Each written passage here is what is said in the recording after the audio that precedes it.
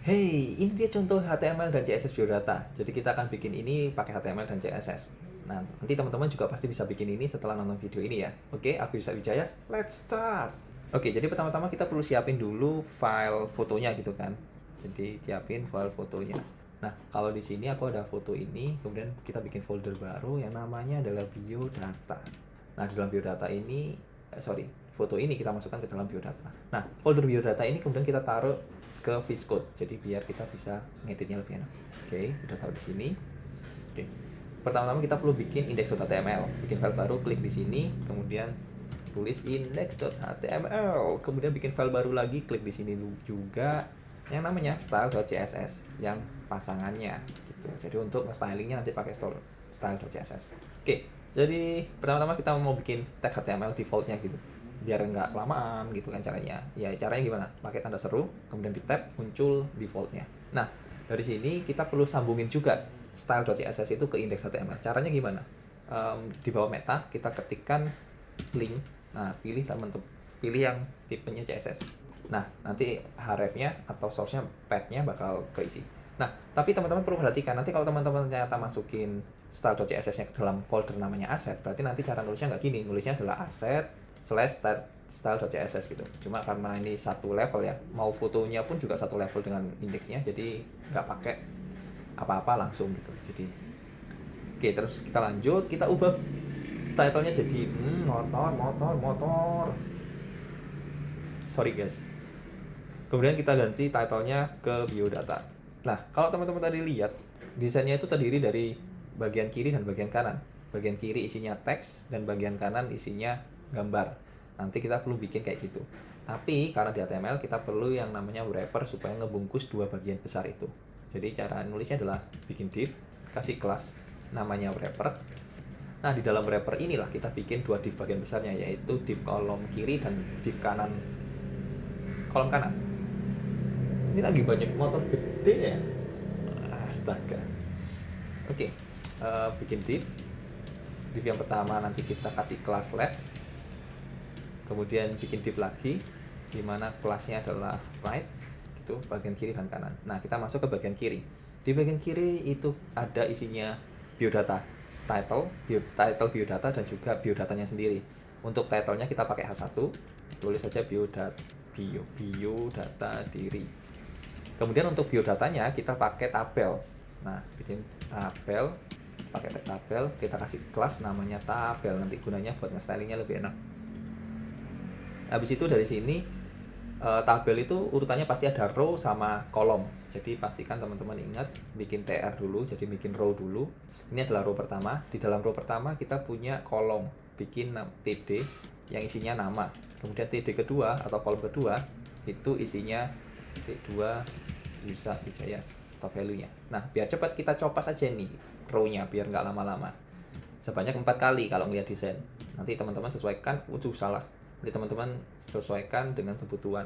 Oke, berarti di sini ada tanggal lahir. Kemudian di sini ada domisili. Domisilinya itu ada di planet Venus. Planet Venus. Kemudian ada yang namanya alamat Jalan Gaspol. Kemudian telepon. Tuh. Oke, kita save. Oh iya, untuk ngecek ini, daripada kita ngecek nanti manual ke browsernya terus kita refresh, kita bisa pakai plugin Go Live ini. Atau kalau teman-teman belum punya Go Live itu, nanti teman-teman cari di extension ini, klik live server. Nah, live server ini nanti teman-teman install aja gitu ceritanya. Nanti kalau udah diinstal nanti muncul ada Go Live. Oke, aku nyalain Go Live-nya, klik Go Live. Ini udah muncul di sini, ada biodata diri dan namanya. Oke, dan sebagainya maksudnya. Sekarang kita mulai masukkan bagian kedua, yaitu bagian kanan. Kita masukkan image-nya, img, src-nya adalah atau source-nya adalah JPEG. Tuh. Kita save, kita lihat browser. Nah, muncul gambarnya. Nah, sekarang kita masuk ke stylingnya. Biar ini bisa jadi sejajar, caranya adalah di wrapper-nya kita mainan di wrapper. Oke. Kita pergi ke style.css, kemudian kita ketikkan .wrapper. Kita ubah display-nya jadi flex, kemudian kita atur align itemnya jadi center, kita save.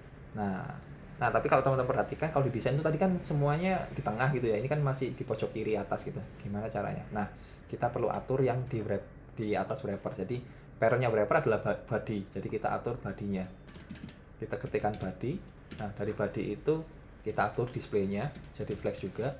Align itemnya jadi center. Kemudian justify kontennya juga center.